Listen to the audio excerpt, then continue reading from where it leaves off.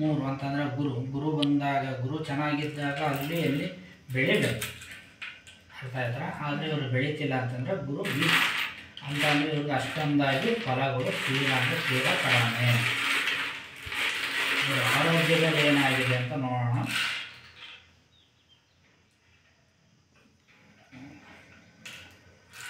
ಇವ್ರಿಗೆ ಬುಧನಲ್ಲಿ ಸಮಸ್ಯೆ ಆಗಿರುತ್ತೆ, ಇವ್ರಿಗೆ ಸ್ಕಿನ್ ಅಲರ್ಜಿ, ಅರ್ಥ ಆಯ್ತಾ.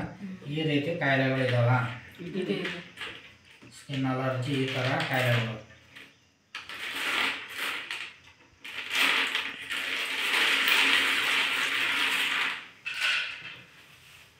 ಮತ್ತು ಗುರುನೇ ಬಂದಿರೋದ್ರಿಂದ ಇಲ್ಲಿ ಸಕ್ಕರೆ ಅಂತಂದರೆ ಸ್ವೀಟು ಜಾಸ್ತಿ ಊಟ ಮಾಡ್ತೀರಾ, ತಿನ್ಬೇಕು ಅನ್ಸುತ್ತೆ, ಏನೂ ಮಾಡೋಂಗಿಲ್ಲ.